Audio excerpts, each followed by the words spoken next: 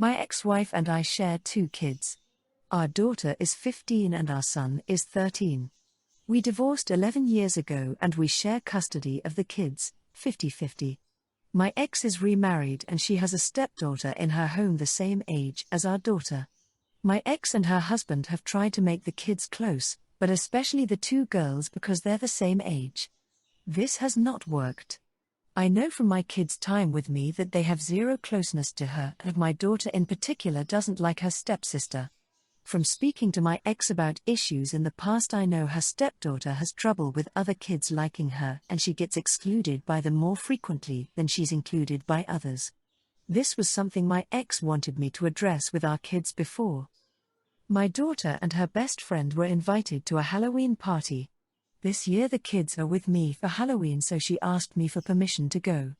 I spoke to the hosting parent and I felt like it was safe for my daughter to go under the circumstances. My ex discovered I have given our daughter permission to go and she was furious. She asked why I hadn't offered to take her stepdaughter to begin with because she learned I was dropping the girls off and picking them up.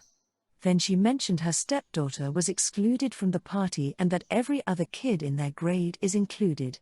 She felt that this meant our daughter should not be attending either in support of her stepsister.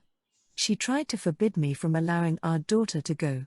I told her it wasn't a decision she could make.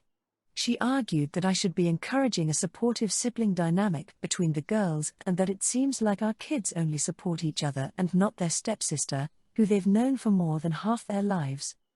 My ex told me I'll be a real hole to a 15-year-old girl if I let our daughter go to this party. Comment 1. NTA, your daughter is her own person. If she wants to go to a party, has your permission and you are her guardian for that period, then you are in the right to allow her to go there. You aren't encouraging any bullying or discrimination of your ex's stepdaughter, and you certainly wouldn't be encouraging any supportive sibling dynamics between the girls by punishing your daughter by not allowing her to go. OP comment. My only concern with the party was, would it be a safe space? It's not going to be the type of party where teens are drinking, etc., and there are enough adults present that I feel good about it. Adults I would trust.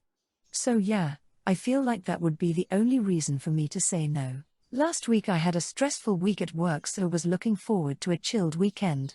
My girlfriend had plans to go out with friends, so I was planning a nice relaxing evening on Saturday. I got some food in, got a few drinks in and was looking forward to catching up on some Netflix shows and playing some video games. Saturday morning my girlfriend mentioned that most of her friends have had to cancel except one. She said she'd invited that friend over for the evening for a girls' night. She said they were going to watch movies and have snacks, etc. I mentioned that she knew I was planning on having a relaxing evening and that I was getting burnt out. She asked if I could do it another time and either go somewhere else for the evening or just sit in the bedroom and read or watch things on my phone for a few hours.